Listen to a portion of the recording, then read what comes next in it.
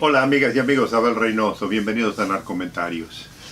Vamos a continuar con la primera faceta, estamos hablando del narcotráfico, y vamos a continuar con la primera faceta que forma este importante negocio de las drogas, ¿no? Lo queremos definir detenidamente y queremos particularmente hablar de algunos segmentos que son importantes para que entienda lo frustrante que a veces es esta idea de la supuesta lucha contra el narcotráfico, el supuesto dilema que mucha gente habla. O sea, cuando hablamos de la droga, como le comentaba yo en otros videos, la gente se emociona, la gente habla a favor y en contra sin conocer en profundidad los detalles a veces que se encuentra en este mundo del narcotráfico. O sea, el narcotráfico no es simplemente la droga que se pone uno en la nariz, los individuos que la consumen o que se la inyectan o que la fuman. Hay todo un negocio detrás bastante complejo, bastante interesante, y entonces ahora como ya voy a hablar eventualmente de todos la temática y la parte mucho más compleja, primero tengo que hablar de lo más simple. Entonces estamos hablando de los cinco o 6 niveles más importantes del narcotráfico, y en el que hemos comenzado es el cultivo. El cultivo es sumamente importante y acuérdese que nos estamos concentrando en 2 drogas en particular. Hay muchas drogas, hay mucha variación, que también las vamos a hablar eventualmente, pero ahí estamos concentrándonos en la heroína y en la cocaína, particularmente en la cocaína, que es la que más encontramos en nuestros países, pero también en ciertas regiones de México y de Sudamérica. En la parte de Colombia se encuentra el cosecha de amapola, que es donde sale el opio, que eventualmente se produce la morfina y la cocaína, perdón, la heroína. Lo que comentaba en el video anterior, si tuvieron la oportunidad de verlo, es que el cultivo de la planta es donde comienza el proceso, es el engranaje, ¿verdad? Y es primero que todo lo más difícil, lo más pesado, lo más matador para el ser humano, es ese cultivo. Y acuérdense que el cultivo de cualquier cosa, sobre todo cuando no existe la tecnología ni la maquinaria, porque el cultivo de la planta de coca no tiene los beneficios organizados que tiene el resto del cultivo en el resto del mundo cuando son, digamos, cultivos legales, ¿no? O sea, no tiene esa tecnología. Sí hay una parte grande del cultivo de la hoja de coca que se utiliza, obviamente, por razones farmacéuticas. Acuérdense que la coca sí tiene cierto uso médico que se utiliza en la medicina.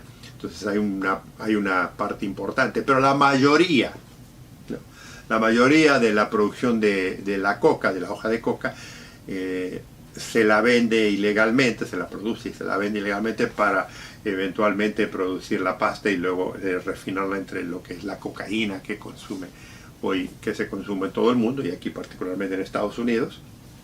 Entonces ese proceso es muy importante y muy relevante en todo esto.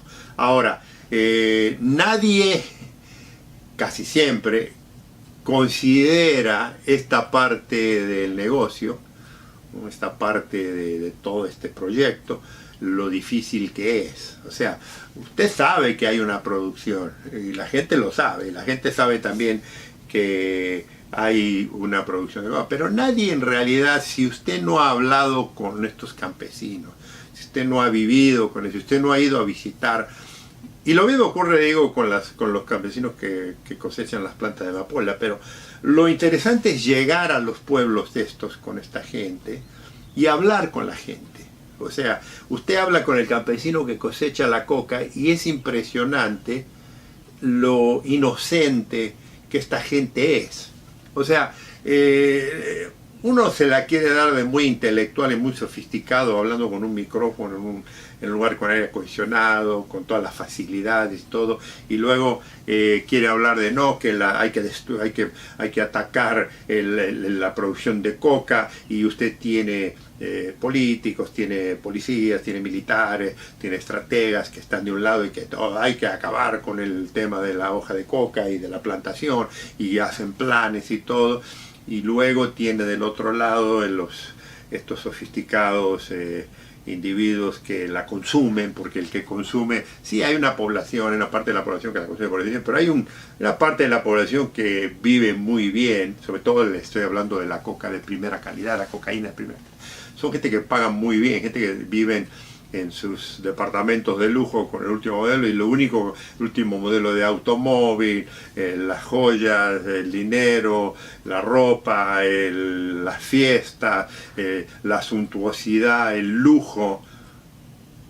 Y si vieran de dónde sale esto, si supieran, no les interesa, pero si supieran lo difícil que es para esta gente. Y le digo, si no ha estado uno en la sierra, si no ha estado uno en esos valles donde se cosecha la planta de coca, por ejemplo, o la planta de amapola, es increíble ver la pobreza, es increíble ver el hambre, es increíble ver lo difícil que es ese tipo de vida. Y luego si usted lo piensa ahí, y le digo, la diferencia que uno tiene es que uno ha vivido en esos lugares cómodos, y uno conoce las grandes ciudades, las grandes orbes, los grandes edificios, la tecnología, los aviones, la técnica, todo. Pero yo le estoy diciendo que cuando usted va ahí se para el tiempo en esos lugares, se para el tiempo, o sea, viven en chozas, viven en pueblos muy limitados. A veces, le digo, el agua, algunos si tienen suerte tienen electricidad, pero muchos no tienen esas conveniencias. Tienen algunos vehículos ya que se transportan y demás, pero hay unos lugares donde no hay absolutamente nadie, hay que llegar. Y esa gente es parte del negocio de la cocaína, es parte del negocio del narcotráfico. Y es la gente, como les había dicho anteriormente, la menos pagada, la que más se sacrifica, y la que por lo general, cuando hablamos de ciertos países, de que creemos que la lucha del narcotráfico, son la gente que es presionada para que dejen de producirla.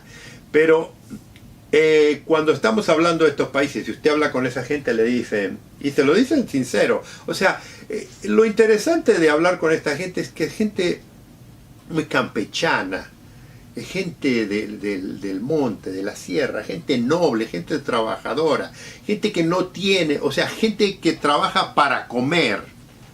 No es gente que trabaja para tener un auto último modelo, su moto, su teléfono más nuevo, como por ejemplo lo pudiera usted argumentar con el dealer, con el pusher, con el que vende el narcomenudeo, que lo venden en la ciudad a lo mejor.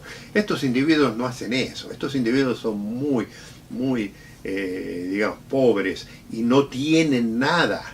No tienen nada, y son gente noble, son gente trabajadora, que le dicen, si no siembro hoja de coca, si no cultivo la hoja de coca, si no trabajo, porque muchos tampoco no cultivan, muchos trabajan y le pagan mucho menos, el trabajador que no es dueño de su platillo gana mucho menos, pero ¿qué hago? ¿Qué hago? ¿No?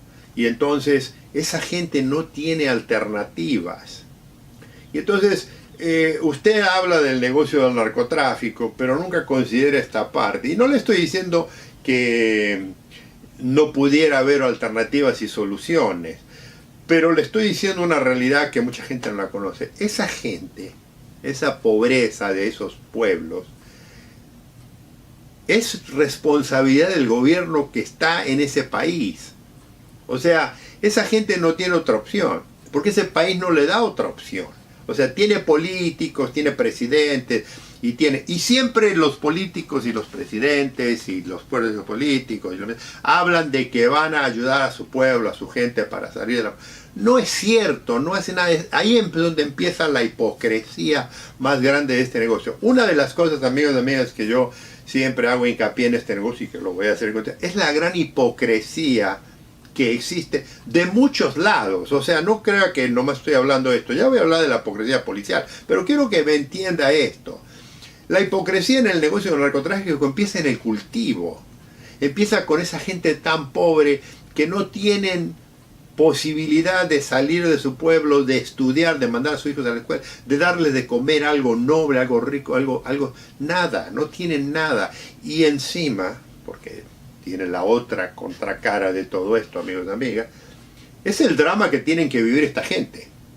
O sea, sí tienen, ¿se acuerda que hablaba del, sí tienen la responsabilidad, porque es una responsabilidad, de que cuando cultivan tienen que cuidar el cultivo, lo tienen que irrigar, lo tienen que cosechar, lo tienen que cuidar, y le digo, y cuidarlo de que el clima funcione, que no haya grandes tormentas, que no vengan plagas de insectos y se le arruinen las plantas, que no se le contaminen, que no eso, no, tienen esa parte. Esa es una parte natural de cada persona que cosecha, como yo le comentaba, si usted alguna vez tuvo un jardín o tiene un jardín, o si tiene en el patio de su casa o en atrás de su casa tiene un cultivo de cualquier cosa, usted sabe que eso lleva tiempo y eso lleva cuidado, y eso lleva tiempo. Si no lo descuida se secan y se echan a perder. Todos tenemos plantas secas en la casa en algún momento. Nos olvidamos de la planta y no la irrigamos y eso es lo que ocurre. Bueno, esta gente vive de eso, entonces ese es su mundo. Amanecen, están todo el día con esas plantas y anochecen y están todo el día, y luego vuelven a la familia, y eso es lo que viven en el pueblo. Esa es el primer gran sacrificio que esta gente tiene que hacer. El segundo gran drama que tiene esta gente es el drama de la violencia, porque ya la violencia en el narcotráfico existe en todos los niveles. O sea, ya no es la violencia de que usted ve en los carteles que cuelgan gente en las ciudades grandes porque le robaron la mercadería, porque la perdieron, porque se quedaron con el dinero. No, no, estamos hablando del campesino. Porque el campesino ahora en muchos de estos lugares, como son campesinos individuales que tienen que sobrevivir, entonces cosechan un poquito nada más, y hay unos que están más grandes, más organizados, pero la mayoría son pequeñas. Entonces esta gente colecciona esa hoja, ¿no? Planta, la cuida, la corta, la colección, y la tiene que transportar a un centro de distribución, ¿no? Que puede ser clandestino o puede ser en muchos países en el que la planta de coca se cosecha como parte del patrimonio nacional, como parte cultural, como parte religiosa. Acuérdense que siempre todas las drogas, a pesar de ser prohibidas en algunos países, sí tienen un tema religioso, sí tienen un tema de sobrevivencia natural en ese país, y sí tienen un consumo permitido, no ilegal, porque la hoja de coca, si la consume en mínimas cantidades, no es la euforia que le da la cocaína, no. Sí le da una sensación y sí le eleva el pulso y sí le ayuda a respirar mejor la sangre, le acelera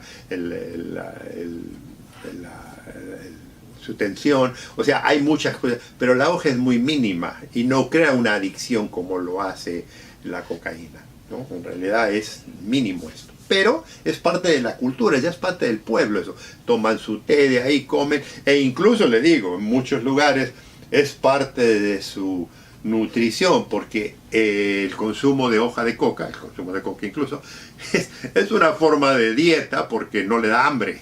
O sea, acuérdense que yo le comenté cuando hablaba de la historia de las plantas, que los españoles, primero cuando llegaron a Latinoamérica y principalmente a Sudamérica, a la parte de las tierras del Inca, del Alto Perú, lo que es todo Bolivia y Perú, la mayoría, cuando se dieron cuenta de lo que hacía la coca y sobre todo creyeron que eran parte del diablo y que no podían convencer a los indígenas de creer en el cristianismo, en la iglesia y demás, prohibieron la hoja de coca. Y se dieron cuenta que sin la coca los indígenas no funcionaban, porque los esclavizaron.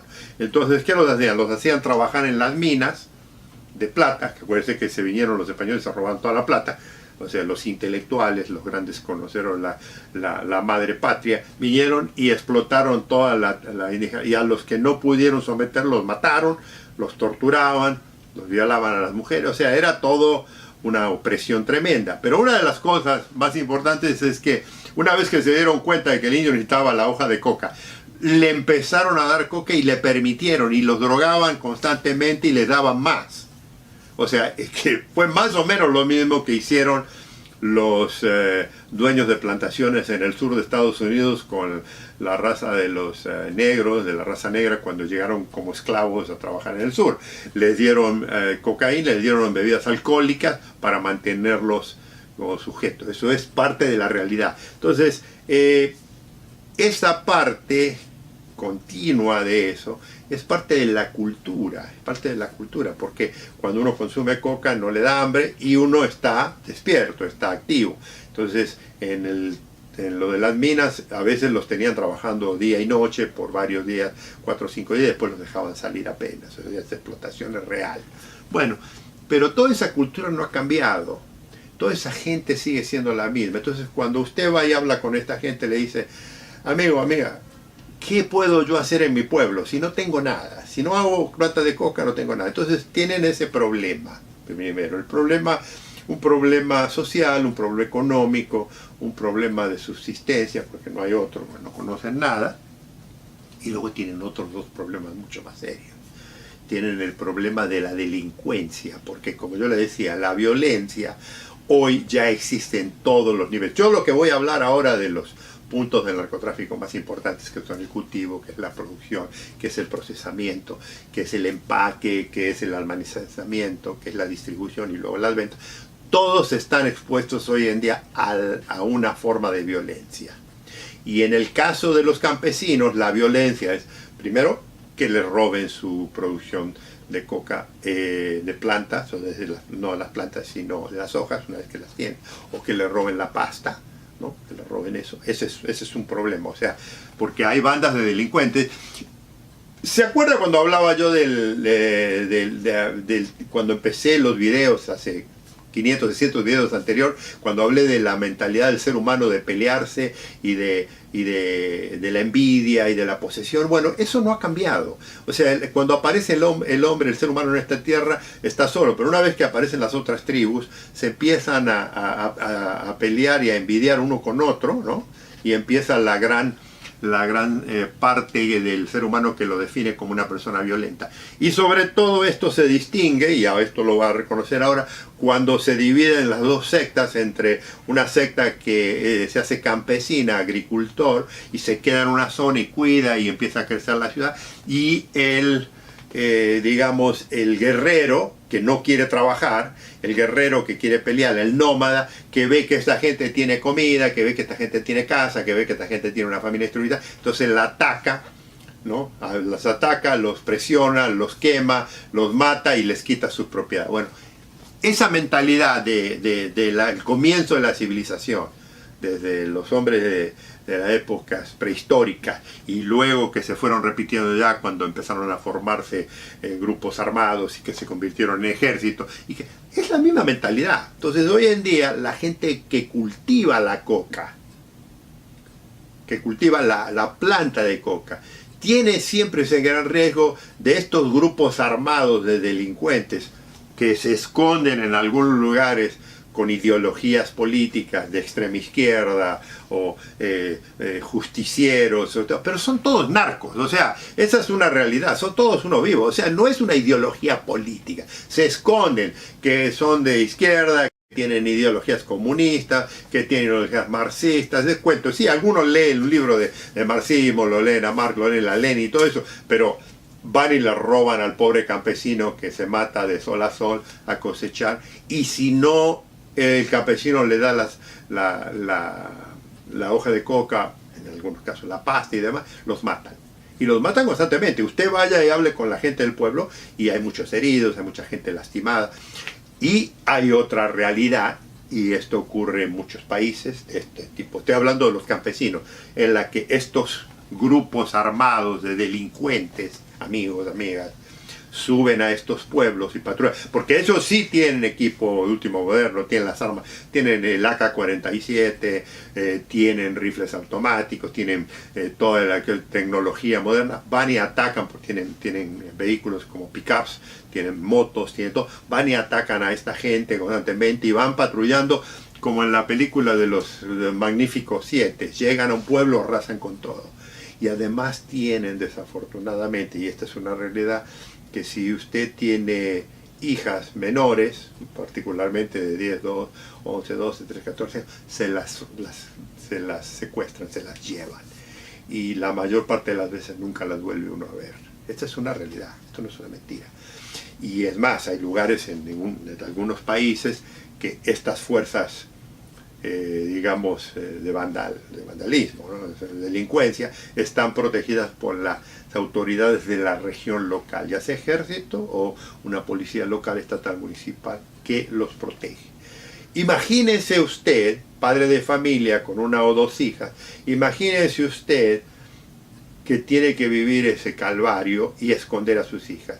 Y entonces lo que muchos hacen, incluso le digo, hay una cantidad de madres solteras, porque algunas se embarazan y las dejan regresar al pueblo, pero ¿sabe qué hace toda esta gente? Trabaja en la cosecha de la droga, de las plantas, no de la droga. Trabaja en la cosecha de la amapola o trabaja en la cosecha de la planta de coca. Tienen además ese riesgo. O sea, tienen riesgo que los maten y que les roben, o tienen riesgo que los forcen a que le den sus hijas, en algunos casos sus hijos, para llevárselos a la cosecha. Esto ha ocurrido en las civilizaciones por todo el mundo, pero en el mundo del narcotráfico es una realidad. Vaya usted al país que quiera que haga plantaciones de esto, y siempre va a haber ese tipo de delincuencia que nadie lo conoce, a no ser que usted viva en ese lugar o que haya hablado con ese tipo de campesinos. Hay algunas películas hoy en día, algunos documentales que le dicen, pero esto no lo vemos en el mundo del narcotráfico.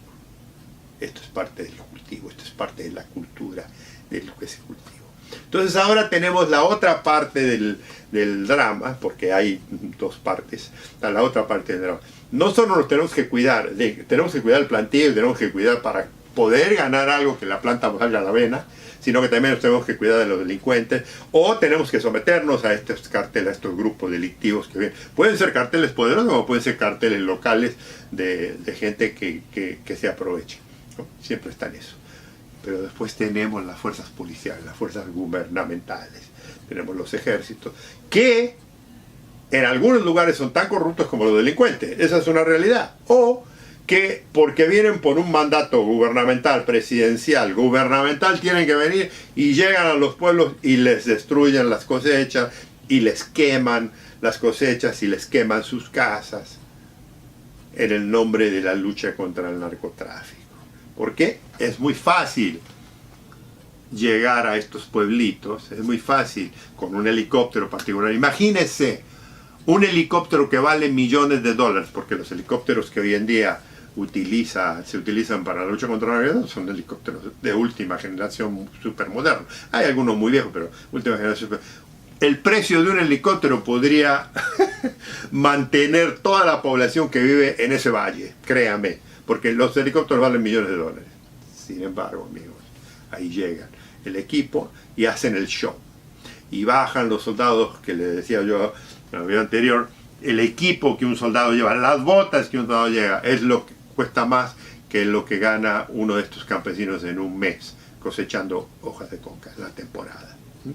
Entonces, esta gente, estos pobres seres humanos que viven, están condenados por el negocio del narcotráfico, por el negocio del cultivo, porque es lo único que pueden hacer, es lo único que tienen, y encima tienen el riesgo de que no les sirva la cosecha, tienen el riesgo de que los exploten, los asusten, los maten, los torturen por los delincuentes, por los grupos delictivos que viven en esa zona, que corresponden a un jefe del local, que es el que colecciona, porque dentro del negocio del narcotráfico hay un montón de delincuencia también, ¿no?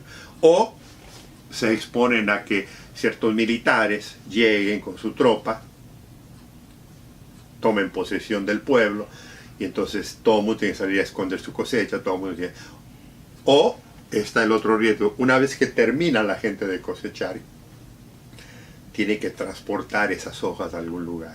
Y entonces muchos de estos fuerzas especiales los esperan a los indígenas que bajan, a la gente que baja de la sierra con esta, o de los valles que vienen con sus bultos de hoja de coca, se los requisan, se los quitan, y algunos se los quema, otros se los quedan y ellos los venden, porque ese es el otro problema.